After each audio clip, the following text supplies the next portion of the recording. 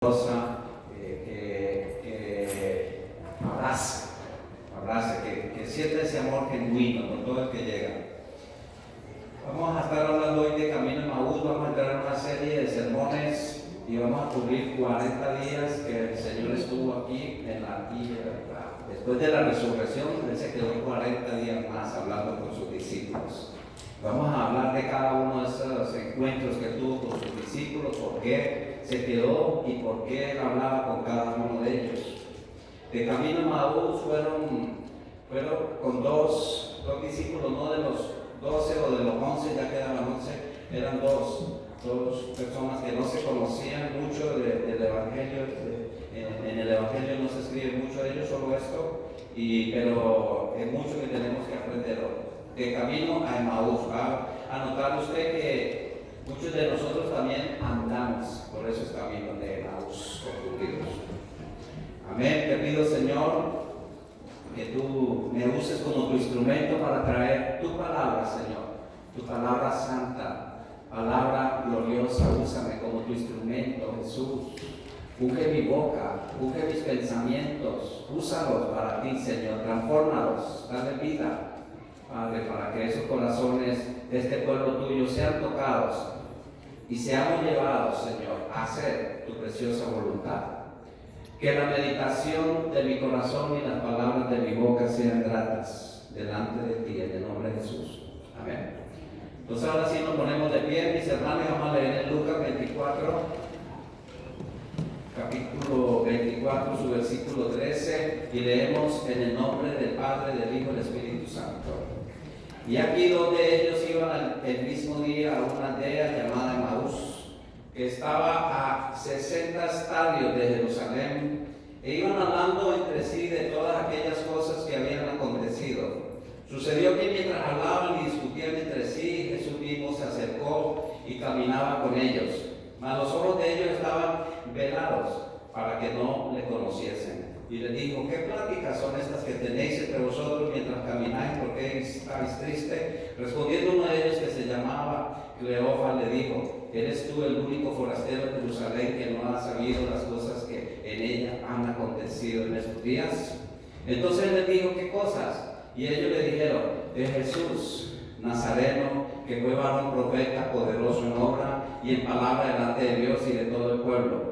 Y cómo le entregaron los principales sacerdotes y nuestros gobernantes a sentencia de muerte y le crucificaron. Pero nosotros esperábamos que Él era el que había de redimir a Israel, y ahora, además de todo esto, hoy es el tercer día que esto ha acontecido. Aunque también nos han asombrado unas mujeres de entre nosotros, las que antes del día fueron al sepulcro, y que como no hallaron su cuerpo, vinieron diciendo que también habían visto visión de ángeles, quienes dijeron que Él vive. Y fueron algunos de los nuestros al sepulcro y hallaron así como las mujeres habían dicho, pero a Él no le vieron. Entonces Él les dijo: oh insensato y tardo de corazón para creer todo lo que los profetas han dicho. ¿No era necesario que el Cristo padeciera estas cosas y entrara en su gloria? Y comenzando desde Moisés y siguiendo por todos los profetas, les declaraba en todas las escrituras lo que de Él decían. El Señor nos bendiga con su santa palabra. Amén. Amén. Pueden sentarse, pero sigan adorando el nombre del Señor. Sigan creyendo en Él. Sigan adorando su nombre, porque Él vive, mi hermano. Él se levantó de entre los muertos. Cada domingo nosotros nos reunimos para celebrar la gran victoria. Nosotros adoramos a un Dios vivo. Por eso Él no está colgado aquí.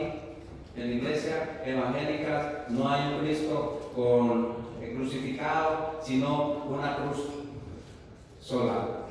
Quiere decir que Cristo está allá arriba, sentado a la diestra de Dios Padre Todopoderoso, y que ahora vive en tu corazón. Cuando tú lo invitas y tú le dices: Señor, yo quiero que vivas en mí, yo quiero que me hagas diferente, yo no quiero ser un religioso, quiero ser una persona vivificada en el Espíritu Santo, diferente. Quiero ser alguien diferente, ayúdame, Señor. Por eso el Señor se quedó para dar los últimos puntos finales. Antes de partir, Él quería asegurarse bien que ellos entendían qué había pasado. De camino a Emaús, entonces en estos 40 días de nuestro Señor con sus discípulos. Él se le apareció en varias ocasiones antes de ese gran día, cuando Él ascendió con 500 personas observándolo, subiendo a los cielos. Vamos a estar meditando en cada uno de esos encuentros, hasta que lleguemos al día de Pentecostés. Al término de esos 40 días, entonces el Señor les dijo: vayan a Jerusalén y entren en el aposento alto, quédense allí, porque dentro de muy poco vendrá el poder del Espíritu Santo sobre vosotros. 10 días se quedaron ahí en ese aposento alto. Ahí vamos a finalizar nosotros. Vamos a pedirle al Señor en estos 50 días, oremos para que nuestra iglesia vuelva a tener ese énfasis en la importancia de tener comunión. En estos 50 días voy a estar hablando de ese énfasis. Es importante la comunión unos con otros. El Señor se ha puesto todos, vamos a anotar, para tener comunión con ellos. En esta historia de camino a Emaús, veremos cómo los discípulos se buscaban para compartir juntos, estudiar la palabra y partir el pan, como el Señor lo hizo en la noche en que Él fue entregado, traicionado. Él levantó el pan y lo bendijo. Él les hizo a estos mismos dos, y ahí mismo fue que ellos entendieron quién tenían al frente. Cuando perdemos este amor por compartir juntos como comunidad de Dios, perdemos la dirección y la visión de la iglesia, de lo que Dios quiere para nosotros. Es muy fácil apartarnos, mis hermanos, es muy fácil tener cualquier disculpa nos aparta de la iglesia. Y el Señor quiere que estemos en comunión. ¿Qué yo puedo hacer? ¿A quién yo puedo servir? ¿Por qué estás triste tus ojos? No te había visto hacía rato. ¿Dónde estabas? ¿Qué situación tenías? Yo no sabía, perdóname. Nos separamos, nos alejamos tanto que ni siquiera llamamos a nadie. Y las personas están solas, necesitan solamente una llamadita. Quiero tomarme un café contigo para hablar por tus necesidades. Y vas a ver cómo vamos tomando fuerza, y el Señor te va usando. Una sola palabra puede cambiar el destino de una persona. Una sola palabra que Dios ponga.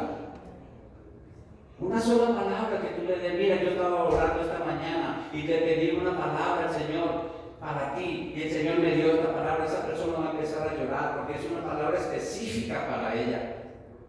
Pero nosotros estamos demasiado ocupados para hacer comunidad, para hacer comunión, para hacer coinonía.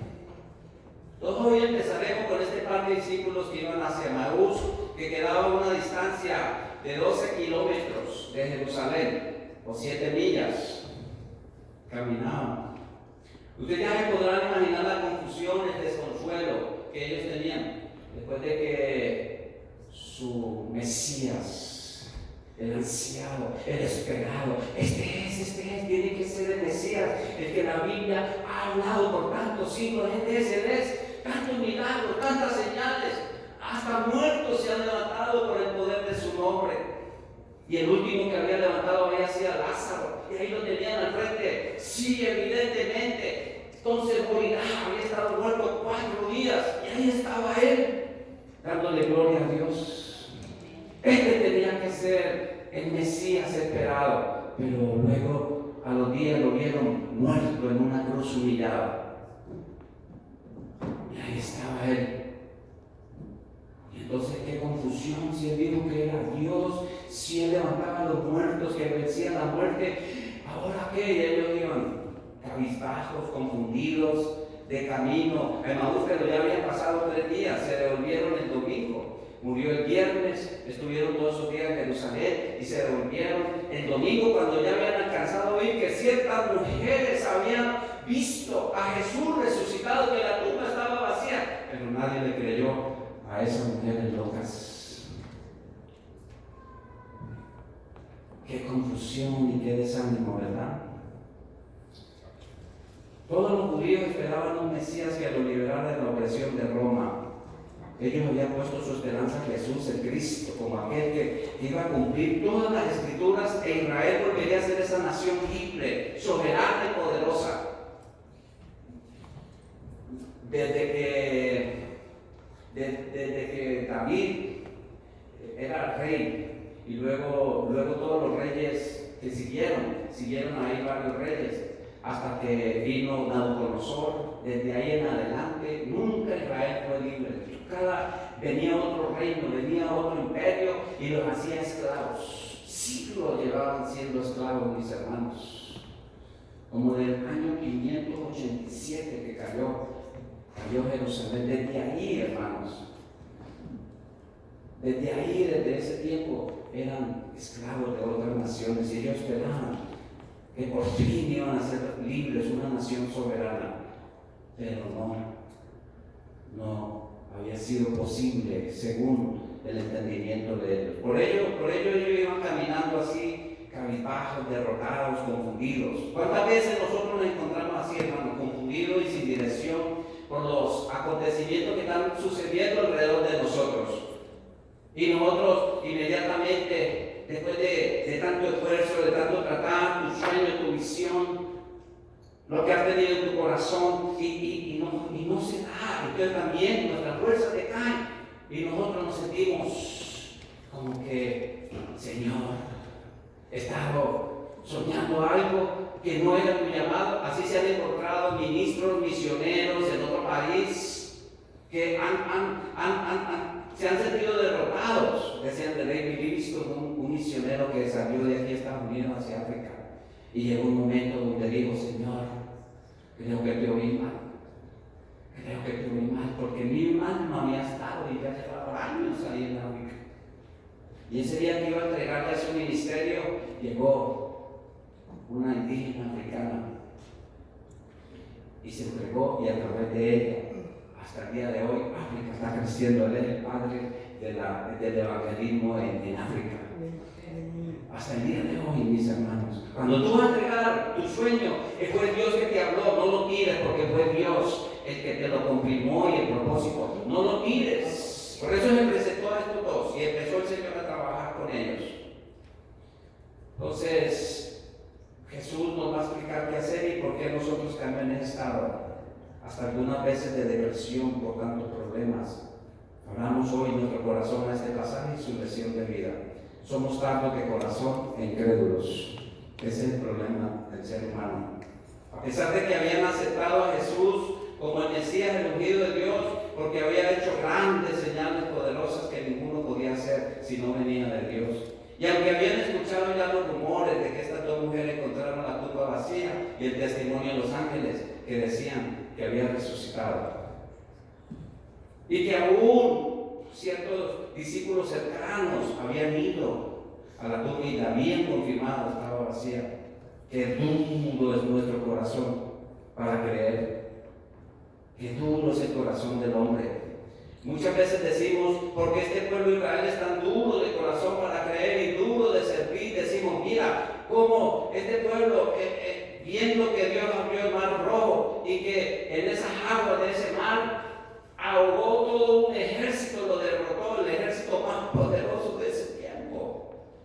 Israel no era nada, eran esclavos, no venían armados, y detrás tenían el ejército de Egipto, el más poderoso de ese tiempo, con carruajes, escudos, lanzas, y dijeron: no vamos a dejar ir este pueblo. Y se metieron al medio del mar. ¿Y qué pasó? Moisés pasó al otro lado, el último pasó y extendió su vara, y otra vez esas aguas volvieron. Y todavía hay corazones que dicen: no, esos son puras historias, esos son mitos para hacer a alguien grande, para que Moisés se vuelva grande como un profeta, para darle un Dios. Pero hoy día están descubriendo en el fondo del Mar Rojo carruajes egipcios de muchos siglos en el fondo del Mar Rojo.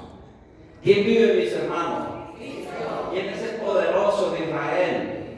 Es que ha peleado todas sus batallas y jamás ha perdido una, la que él se ha propuesto. Porque cuando ella dice: no me han creído y lo voy a entregar a otras naciones, y ha perdido Israel, es porque él no ha peleado. Pero cuando él pelea cada batalla, él las ganó todas. Entonces no dejes que lleguemos a esa situación donde Dios tenga que apartarse y decir: ya no voy a pelear más por ti. Porque están rebeldes, duro corazón, cuello duro, cerviz dura para creer a Dios, cuando Dios tiene que hacer eso, qué duro es. Pero a toda nación que se aparta de Dios, Dios le va a tener que pasar por esa factura, ese castigo. Que Estados Unidos no le toque pasar. Porque si se enorgullece mucho y se olvida de quién levantó esta nación, también va a venir juicio a esta nación. Por eso hay que estar siempre humilde. Y que los presidentes de esta nación digan: bendito sea el Dios de Israel. Y que Dios bendiga a Estados Unidos. Amén. Que no les den miedo decir: mire, ese pueblo de Israel vio 40 años caer pan, alimento del cielo, sobre el desierto. Ellos comían 40 años. Dice la palabra que no se les envejecieron sus vestidos ni sus zapatos por 40 años. Dios sanó sus enfermedades. 40 años, no necesitaron de doctor, porque yo soy Jehová Rafa, tu doctor, tu sanador. Éxodo 15:26. Pero aún así este pueblo israelita, terco de duro corazón, para creer y dura cerviz, para arrepentirse, no le creyeron para tomar la posesión. Cuando llegaron al lado de Canaán y ya era tiempo de ir a tomarla, les dio miedo, porque vieron unos gigantes y dijeron: no, somos como saltamontes, somos langostas, delante de esos gigantes nos van a aplastar. Pero dos le creyeron, dos vinieron con fe. Caleb y Josué venían con una fe: nada, no le oigan a esos pies, no le oigan. Dios nos entregará esta nación y nos la comeremos con pan caliente. Pero no le creyeron a dos, le creyeron a los 10. Es más fácil pasar la incredulidad que la fe. Por eso siempre habla con fe, habla creyendo que Dios es poderoso para hacer la obra que tú crees que Dios no la puede hacer. Dios es poderoso, mi hermano. Así nuestro corazón es igual, terco, duro para creer y de dura cerviz para arrepentirnos. Así somos nosotros, no digamos: oh, qué israelita tan terco. Así soy yo, así eres tú. Y no nos arrepentimos y seguimos haciendo las cosas mal, tercos. Porque a mí me gusta, así creo y así me enseñaron. No me muevo de aquí en mi posición. Tercos si nos volvemos a veces. Ay, Señor, perdónanos, Señor, porque no sabemos lo que hacemos.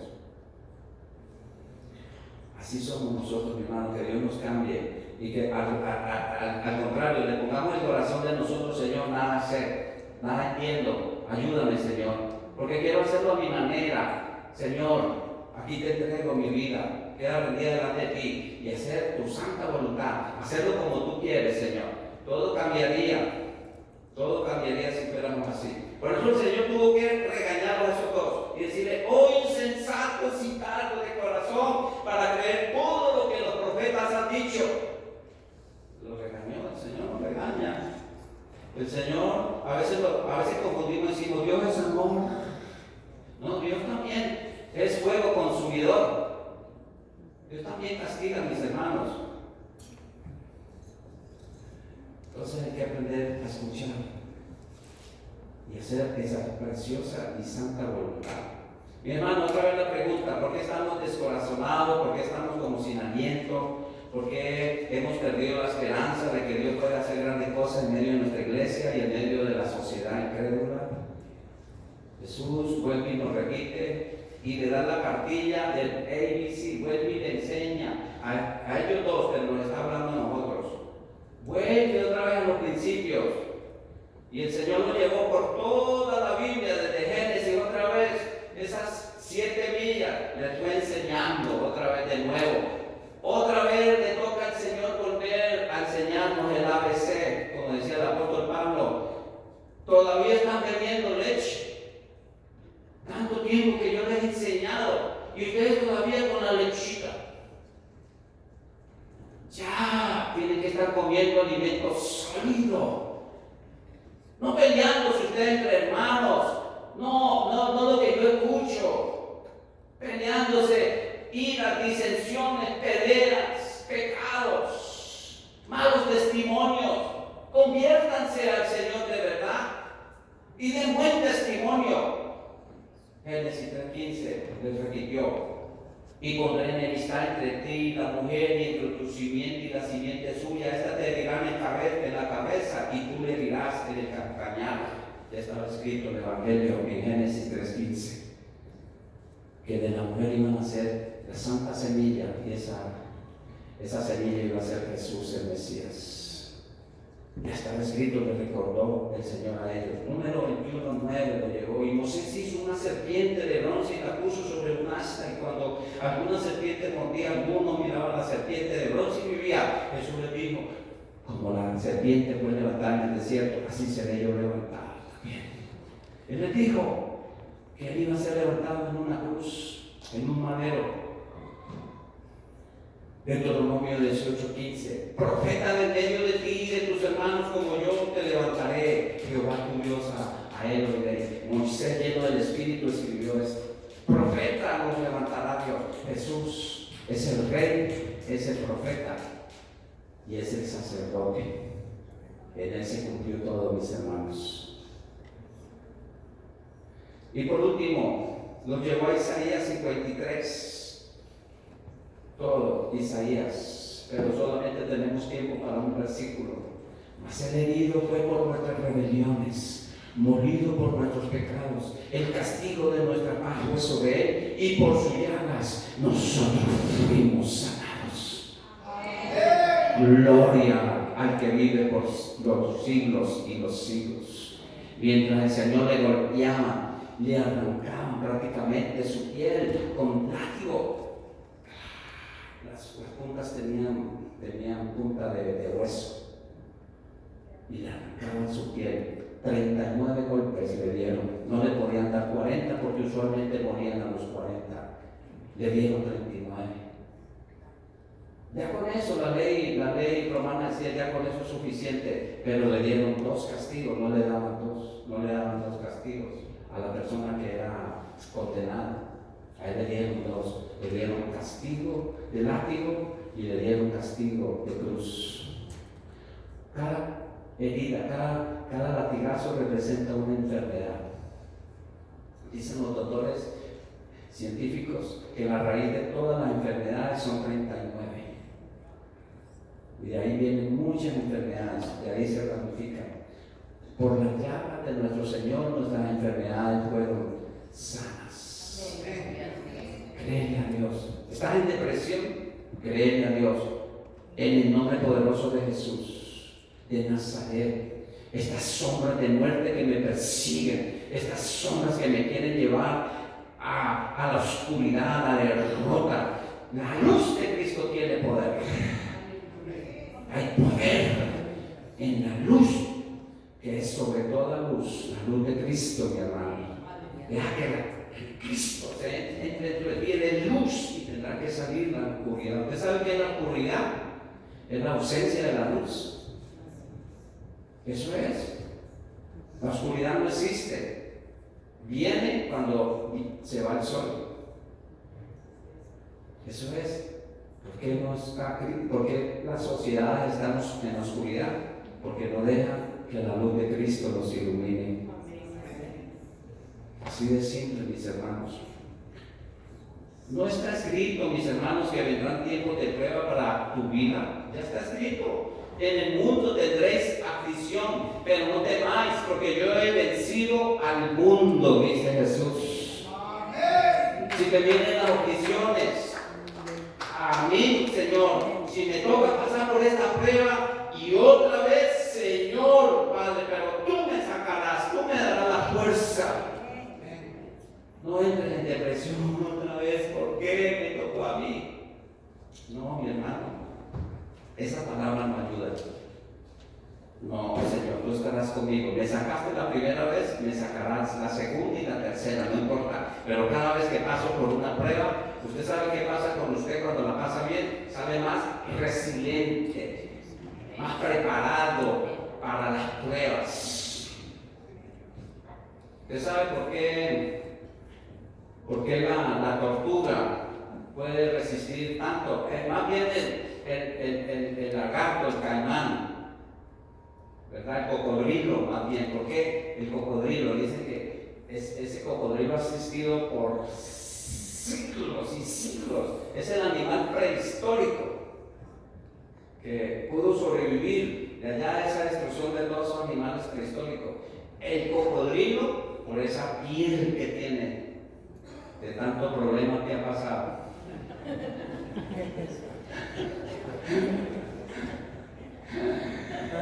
Señor, dame piel de cocodrilo para resistir los embates de la vida. No está escrito que van a venir tiempos de prueba, pero no te entregues a ellos.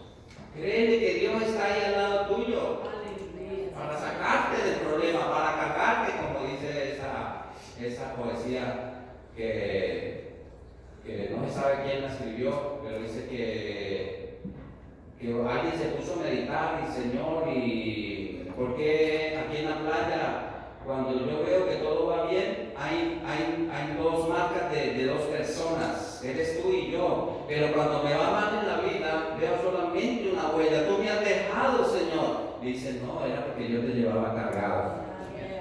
Qué lindo, ¿verdad? Qué lindo, mi hermano. Dios te puede llevar cargado en todos esos problemas. Quédate tranquilo, no dejes que te amarguen la vida, todos esos problemas.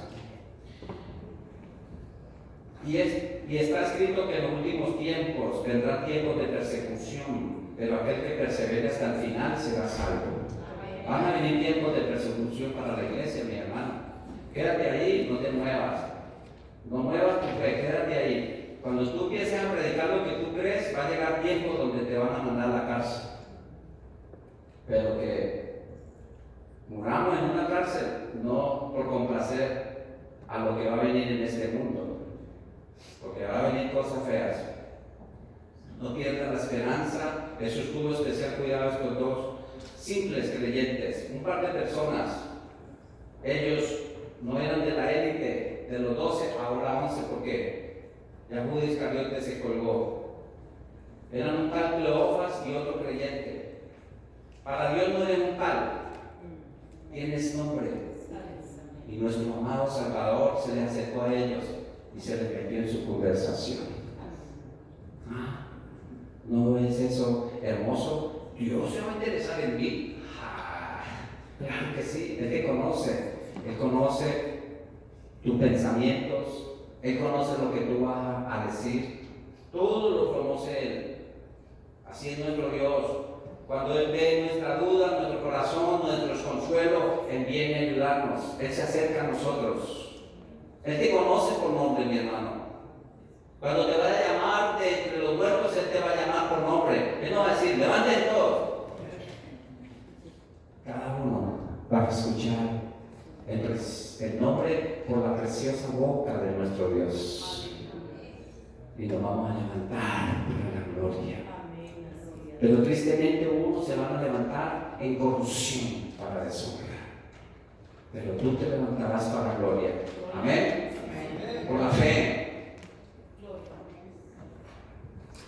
Así es nuestro Dios. Cuando Él ve nuestra duda, nuestro desazón, nuestros consuelos, Él se acerca para darnos aliento y dirección. Miremos cómo lo hizo. Primero, los llevó por toda la palabra como por paciente profesor o profesora. ¿Tú te acuerdas de algún profesor o profesora que se acercó a ti y te dio amor?